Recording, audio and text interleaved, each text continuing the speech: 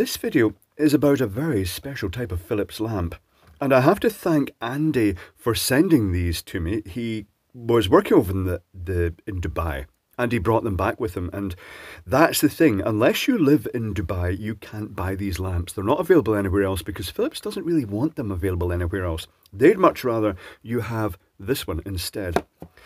So the story behind these, well, let me get into the technology first, and then we'll talk about the story.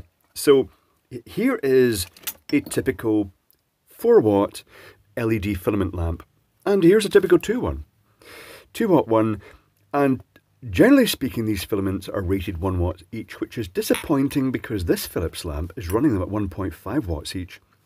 And it does say that it's got a lifespan of 15 years or 15,000 hours. Well, I very much doubt it's going to get 15,000 hours or 15 years unless you just never take it out of the packet, because it will be grilling the LEDs. So the way these achieve that super high efficiency, this one gets 100 lumens a watt, these ones get 200 lumens a watt. The way they achieve that is by underrunning the LEDs. So whereas, well, let's compare. Here's a 2-watt one, and it has 1, 2, 3, 4, 5, 6, 7, 8 filaments. Here's a classic 2-watt lamp. It's only got 2. So instead of running these filaments at 1 watt, they're running them at 1/4 watt. Let me show you this one lit. Let me bring up the hoppy. This is a good thing to do. I've had so many false starts in this video. It's a complicated story. These lamps are intriguing, but they have an interesting history behind them, and well, I'll let you judge for yourself. So I screw this in. It's cold white. This is a fairly standard thing. I'm putting it off shot for 2 watts. That's actually really bright. It says 2.2 watts. Current is 18 milliamps, and power factor is 0.5, which is fairly typical for a lamp like this. I was kind of hoping for better power factor, but it is not to be. Let's bring another lamp in. Let's bring in the rather splendid 3-watt lamp, and they're still working that basis, 4 times as many filaments. So this time we've got 12 LED filaments in one lamp, which is ridiculous. I screw it in. It lights up cold white again. There is a reason for that. 3.6 watts roughly. Power factor 0.5. Current of 28 milliamps. Let's, for completeness, let's plug in the little dinky one, the 1-watt lamp. If I can find my 1-watt lamp holder, here is the 1-watt lamp, should I say the Bayonet Cat lamp holder. Here's a lamp. This one is a warm white, warm-ish white. Everything's biased towards low temperatures, or should I say high colour temperatures, colder whites. So I plug this one in, and it lights nice and brightly for 1 watt. It's exceptional for 1 watt. 1.15 watts, 9 milliamps, and about, say, 0.5 power factor again. So they're all 0.5 power factor roughly. Okay, that's reasonable enough.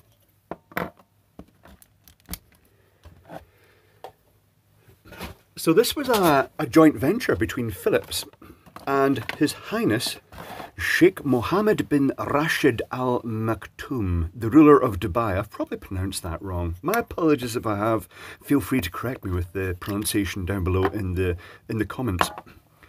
And he requested a partnership which resulted in a 5-year exclusive deal for Philips to supply the Dubai lamp.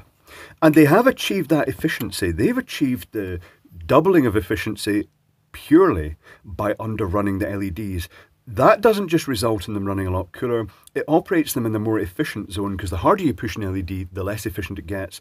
And it also means that the circuitry, because it only goes up to 3 watts, that's the highest power of Dubai lamp you can get, 1, 2 and 3 watts. Because of that, the base runs cool as well. So you've got cool running LEDs, cool running electronics. They're going to last a very, very long time, as well as giving that high efficiency. So there are only 8 LEDs in the range. You have the 1-watt LED, you have the 2-watt LED, you have the 3-watt LED, and you have an MR16 style one, which I do not have, which is rated 3 watts and operates at 12 volts. They do not, notably, do a GU10 one. And this is sensible because one of the biggest problems with the GU10 LED lamps, they have a very high failure rate because the circuitry is inside the base and it runs the LEDs at typically they try to aim for 5 watts, 9 watts. They absolutely grill these. The LEDs get hot, the circuitry gets hot, they fail very quickly. By minimizing the amount of circuitry in these, by using a 12 volt supply and an MR16 lamp rated just 3 watts, it's going to result in a long life. So 4 lamps. The 1, 2, 3 and the MR16 plus the same in warm white. That's what you've got. Cold white and warm white. And this has pissed the architects off completely royally because it means that they can't specify lamps like this for installation because they've been told you have to use these lamps. So they can't use this big IKEA globe lamp and they can't perhaps have the designer vintagey lamp, which is also quite popular, these nice long filaments. And they can't, I presume they can't, have the sort of decorative lamps like this that use discrete LEDs inside, which is a shame. So they're a bit miffed about this. Also the fact that the colour rendering index is apparently 80, which is okay. That means that for a range of colours, say for instance looking at this packaging, if you were looking at this packaging that was illuminated by really low colour rendering index lights, it would look very bland, it would look very greyish. But by the better colour rendering index, with tungsten being the pinnacle for that really, it's got a broad spectrum. It gives it all the rich colours and every colour shows in the spectrum. But this has probably not got quite a completely perfect spectrum. So the architects are miffed.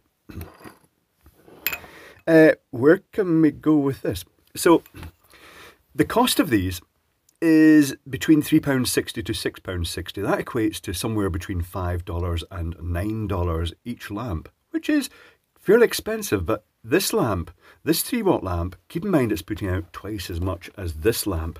The phosphors and the LEDs are going to degrade really quickly in that lamp. That lamp is not going to last anywhere near as long as this one, so it's actually still a good deal. The two colours, the warm white and the cold white, it's actually the warm white is warm-ish white. They call this one warm white, but to most people it would be on the sort of cooler end of warm white. They call this one cool daylight, and it is the most popular lamp because Dubai being a very hot country, they prefer the cooler colour temperature, the colder white, because it just makes it gives a cooler ambience, whereas in Canada or Scotland or other places with a low temperature, we tend to prefer warm white LED lamps because they just give that nice rich warm glow. It's a psychological thing. I'll put that lamp out of the way. It is not relevant to this. So what's the circuitry like inside these then? Is there anything I need to say here other than this? I think that is more or less it. I've covered the history of these. It's a 5-year deal incidentally, and by the end of it, Philips expect to have sold 10 million lamps. I think it's a bit of a closed shop. I don't know if other manufacturers are allowed to make these yet. It'll be interesting to see what happens. It's time to open a base and see what's inside. So I'm going to choose the biggest. I'm going to choose the 3 watt one, and I'm going to nip into the base like this. Try not to burst the lamp and fill my hand with glass in the process. But I'm going to nibble at the base as I've done in the past. I may even use the pointer snips here that probably aren't really best suited to the job, but they get abused a lot and they're cheap, so it doesn't really matter. And what I'm expecting to find in here, well, I don't know.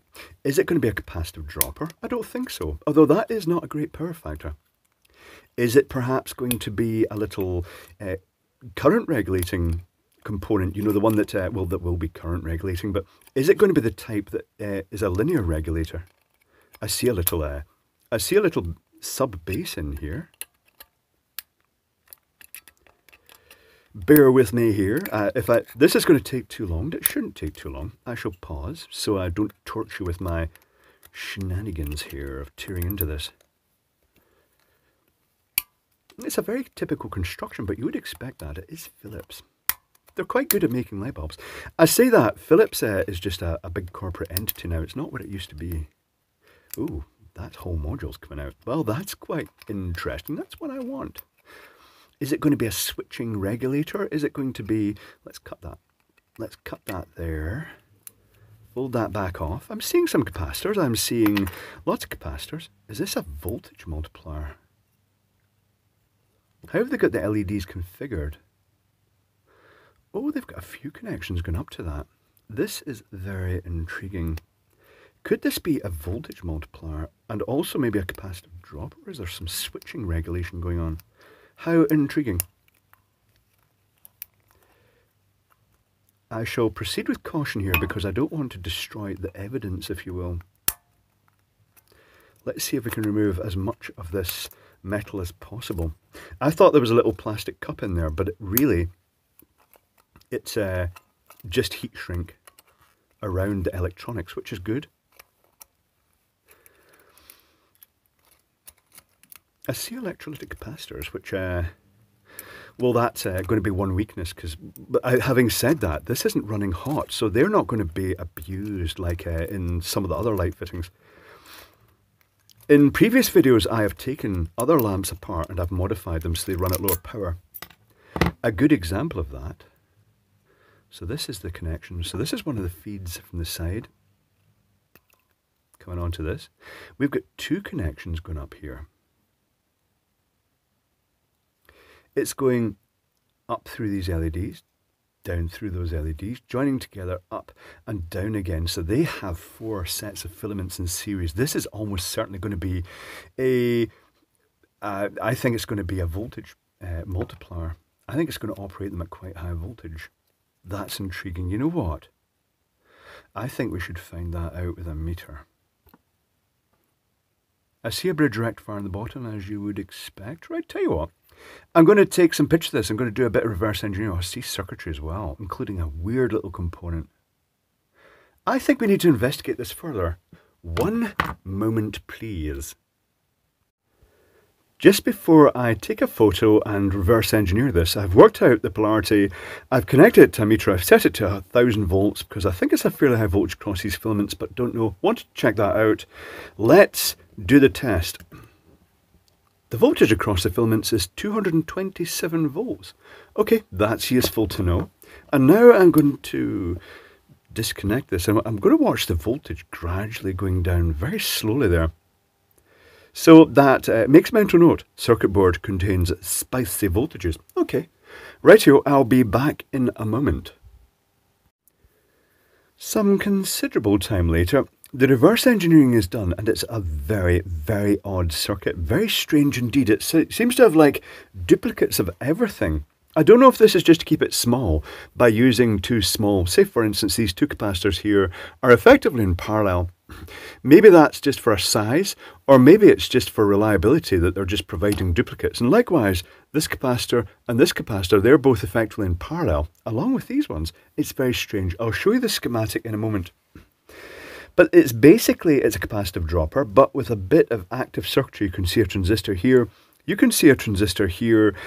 To actually work out what this transistor was, I initially thought it was an NPN transistor. I ended up having to desolder it from the circuit board, put it on a tester, and then actually solder it back onto the circuit board because I want to put this back together again and test something afterwards. That means soldering all those components on as well. The only way I could reverse engineer it properly was to actually desolder all the capacitors and the inrush limiting resistor. But things worthy of note before we get to the schematic. There are 4 capacitors in parallel. Two 330 nanofarad ones, one across here, and then these two presumably 25 nanofarad, because the total when I removed those ones was 50 nanofarad, but we'll talk about those when I look at the schematic. There is a bridge rectifier, that's reasonable enough. Smoothing capacitors, that's reasonable enough. The inrush limiting resistor here, and then there's a smattering of other components that effectively make up a little bit of extra current regulation. Now the lamp itself, I have counted a number of filaments. You'll see it is flickering merrily away here because I've improvised a temporary power supply to run at very low current. The LEDs are all running at 20 microamps each at the moment. It's two 470k resistors and a bridge rectifier now, but I can touch that because there's resistors between that and the mains. But it's running it at low current, and that let me get close up the magnifying glass and actually count the number of LED chips and see roughly what shape they were. There are 21 chips in each filament, giving a combined total voltage of about, it comes in, hold on, let me just work this out, 21 chips times, and at full current it's about 2.7, about 56 volts per filament. But when you're running them at lower current, it drops way down. It actually drops down to just over 40 volts, but at super micro low current. But that let me count them, and also the shape of the chip suggests they're what are called flip chip, which makes sense. A flip chip is basically, it's an LED, but, well, if this was the 3-watt UVC ballast, if this was the LED, instead of actually mounting it onto the substrate and then actually having, say, bond pads onto it, and then jumping wires onto it, off the actual circuit board itself, what it does is they actually carry those through to the bottom so that effectively it just mounts directly down to either glues or solders directly onto the substrate, and that's what makes the connection. So what you're seeing under there are just the bare chips. There are no little gold bond wires. It makes it very easy for manufacture. Also takes a lot of stress off the chip during manufacture, I'd guess, and makes it more reliable. Certainly looking at these, I can see two at that super low current, two very slightly dimmer chips, but other than that, they're pretty well matched in that.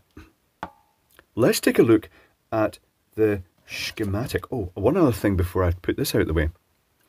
This aluminium rim is attached to this before the main base is attached. So what they do is they either solder or just tuck the wire through that's going to make connection. They smear some glue around. Actually, you know what? I'm just seeing the wire just laid across that. So they've this has got a coarse thread in it.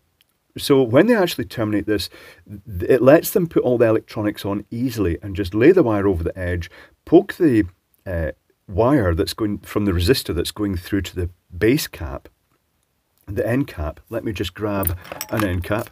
This bit here that the little rivet pushes in. And what that means is they can then just screw on the cap, and that pinches that wire against the side, glues it in place, and then they just cut the wire and put the little crimp in. It's just to make it easier to manufacture. All very interesting. Right, tell you what, the schematic. The schematic is very interesting. I shall zoom down in this and then we shall explore it.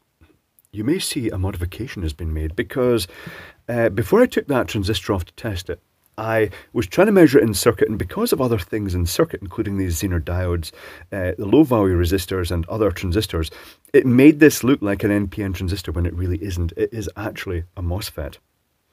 So the incoming supply, live and neutral, goes via the 10 ohm resistor. The 10 ohm resistor limits the inrush current and also acts as a fuse. It also completely defeats the R1, R2 electrical installation test, but let's not talk about that.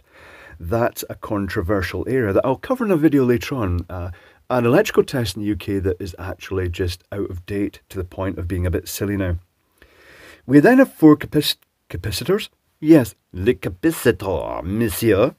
We have 4 capacitors in parallel. We have 2 330 nanofarad 250 volt ones. Now you think the 250 volt seems quite low for something that's operating with a peak voltage theoretically about 350 volts, but in reality there's such a drop across the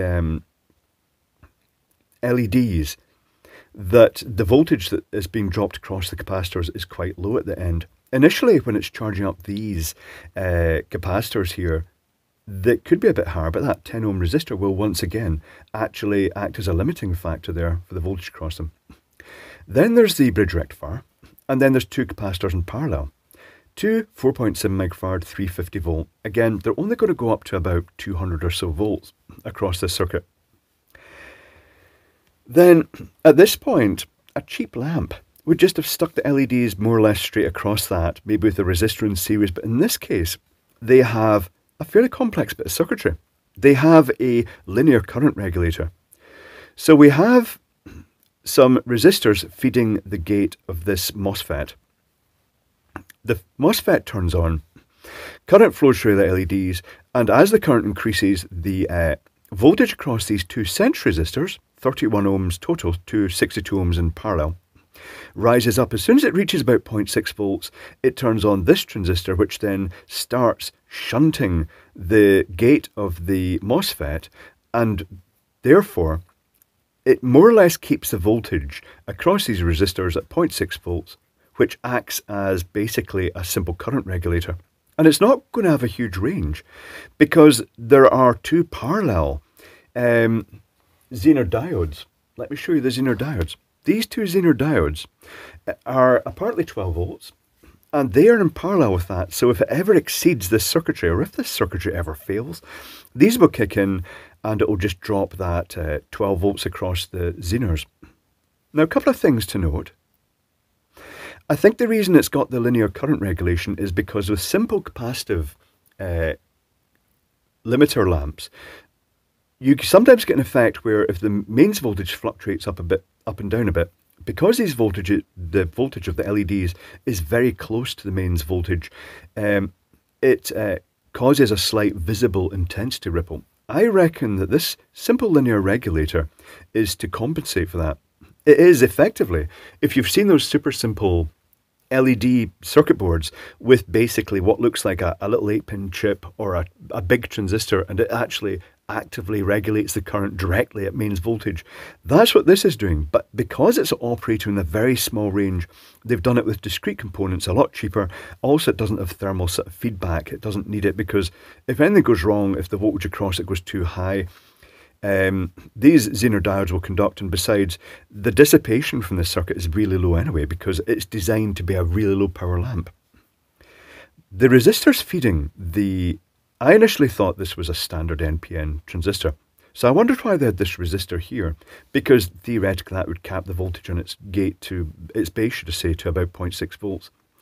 But these were an unusually high value. That's what made me suspect this. And also, there was a resistor down here which seemed to almost be to cap the voltage going up too high and what turns out to be the gate of that MOSFET, which makes sense. So that's why they've got this resistor down here, but it has another function. This combined chain of resistors means that any slight leakage you get, you know that thing when you've got two-way switching and you turn the lights off and the LED one just sits there at microamps and glows visibly in the background. If I was to actually take the exposure off this, if I was to turn the light off, that would stop flickering. I'm going to do that. Ready? Exposure off. Yeah, see that? That is running at 60 microamps total, 20 microamps through the LEDs. Would you want me to give you a power rating for that? Right, tell you what, hold on. I'm about to turn the lights back on. Just watch your eyes. So I shall just lock that off again. So the main supply, let's just do it full losses and everything, 240 volts RMS times 0.00006. That lamp is running at just over 1/10 of a watt. No, it's running at 100th of a watt. That's ridiculous.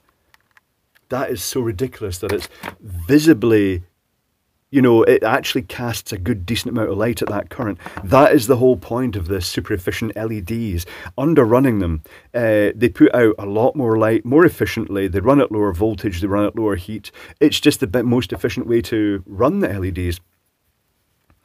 But that's about it. Now, what I want to know, I want to put that circuit board back together again, and I want to tap off a couple of wires across here and see what voltage is being dropped across here, because it must be operating somewhere between 0 and 12 volts to avoid these Zener diodes coming into action. So I'm going to do that right now. So I'm going to get these components, I'm going to solder them back on, I'm going to hook the lamp back up to it. I'm going to hook a couple of mains leads and then a couple of test leads, and we'll measure the voltage across that. I shall be back in 1 moment. And I'm back. It is soldered back together. I've added extra wires on across. Let me show you where I've connected those in the circuit. I've not tested this yet, by the way, so there is a possibility things may go horribly wrong. I've connected the lead across effectively from the negative end of the diodes to the capacitor negative here. So it's basically across these Zener diodes. If it measures 12 volts or above, then the Zener diodes are doing a bit. If it's less than 12 volts, I think it will be, then the active circuitry will be regulating within that area, and it'll be interesting to see what it is. One other thing that's worth mentioning here. this 0 ohm link marked R2. I'm not 100% sure what that's for, but I can tell you where it is. It's actually in here. So my guess is that it was an attempt at adding the possibility of just a little bit of extra regulation between these two capacitors. By adding a resistor there, it would have dropped the voltage slightly and also prevented, it would have actually reduced the ripple on the LEDs. Not that there is much ripple in the LEDs from the original lamp. It is very good. It's classy. Someone who knows their stuff has designed this lamp. Anyway, let's connect this to the quick test, and I do feel the need to warn you that I have not tested this. It may go bang, just in case you need fresh underpants on hand for when I connect this up. Let's set this to 20 volts and see if it goes bang. And it's lit and it's hovering at 4 volts. That is so nicely tuned. As LEDs are heating up, that is very interesting. That is very, very interesting that they've pretty much got it dead center on that 6 volts based on the current being dropped across those. So what's actually happening here is that the bulk of the, I'll just make sure I don't stick my fingers in all the live bits there. The bulk of the current is being dropped across the capacitive droppers, but there is a voltage of the voltage of the LEDs plus that margin across these capacitors. Basically, the current flowing through the LEDs is balancing with the capacitive reactance, and it gives us a lower voltage in that rail, which will be, hold on, I'll soon tell you what it is. Oh, this is where I do come a cropper, trying to measure things with the power on. Right, tell you what, so let's set this to 1000 volts. And we shall probe. Oh, this is going to end so badly. This is going to end so badly. So the LEDs are connected across positive. This is the negative going to the bottom of the circuit. 232 volts across those capacitors. And across the LEDs, it's just a bit less because it's that bit that's being dropped across the 226 roughly being dropped across the LEDs with that tiny little extra bit, and it is hovering up and down. It will depend on, is there anything else I can turn on locally? Hold on. I'm not going to see this. I'm going to go and turn on the kettle and see if the voltage fluctuation in the house is compensated for with this. So 7.3 volts. I'll just go and do that right now.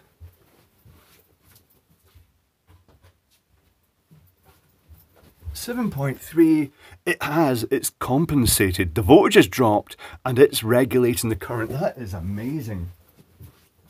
Kettle going off. So that would effectively have stopped that slight undulation of intensity in the LEDs. That's very neat. So that is it. Now there's one other thing I want to say. Underrunning LEDs is good. A long time ago, 4.5 years ago, I made a video where I deliberately hacked, as opposed to accidentally hacked, some Poundland lamps. They were selling 5-watt lamps. I've got one here. The cover is off for a reason. It actually looked nicer through, even though it's live, it looked nicer through the crystals of the chandelier that it's in, the chandelier, the plastic chandelier in my sort of porch. But this lamp, you'll see it a little bit of ripple because it is just a simple capacitive dropper. This lamp, I modified it to be 0.5 watt because they originally supplied them at 5-watt and 3-watt versions, but the only difference was the capacitor inside was different. And if the 5-watt ones absolutely grilled the LEDs, the 3-watt ones would last a long time. I adapted this one to 0.5 watt. It has been running now for about 50,000 hours. There's no point even switching it off. I just leave it on 24/7. 50,000 hours at 0.5 watt for about a total power consumption usage, a total cost of electricity, keep in mind 4.5 years, 50,000 hours at about 0.5 watt, 24/7, it's cost less than £4 to run. And this thing looks just as bright as it was then. I mean, it's obviously not mega bright. Let me turn the exposure off. and turn this off, and you'll see it just washes the place with light. It is perfectly acceptable. It illuminates the porch, but not excessively brightly. So that's what happens when you underrun LEDs. They increase in efficiency, they last a lot longer. It just basically takes stress off all the components in the lamp. The light is coming back. Watch your eyes. So that's more or less it. The lamps, the Dubai lamps, are absolutely fascinating. They're a really interesting design. It's worth mentioning that the fact that the circuitry is based on a capacitive dropper means that rather, they're not sure this is going to also displease the architects greatly. As the box alludes, as soon as I saw the circuitry, worked out what it was, I said, that's not dimmable. That is not dimmable. These lamps are not dimmable. So if the architects want intensity control, they're going to have multi-circuit chandeliers or lights that they can switch in sections of light. Or they're going to have to go, I guess they're probably allowed things like LED strip and stuff like that as an alternative. But there we go. Fascinating lamps. It's a shame they're not available in other parts of the world, but I guess maybe it's just the fact that maybe they're too good. Maybe they're going to last too long, and that's why they don't really want to make them available elsewhere, and also the cost. Keep in mind that, say, this is a 3-watt lamp, and this is a 4-watt lamp, and this one effectively has 3 times as many filaments. It's 4 filaments per watt, which is that's the equivalent. This would make this a 1-watt lamp, and that just increases the manufacturing cost. Although having said that, with the flip chip assembly, these are totally machine manufacturable. There's no need for people to be using the little light. In the early days, all the LEDs were connected to wire bonds. The flip chips has changed that completely. It's very much an automated process now. But there we go. My favourite style of LED lamp, the LED filament lamp, has just reached its pinnacle with the Dubai lamp by Philips. As I say, shame they're not available over here, even at a slight extra cost premium.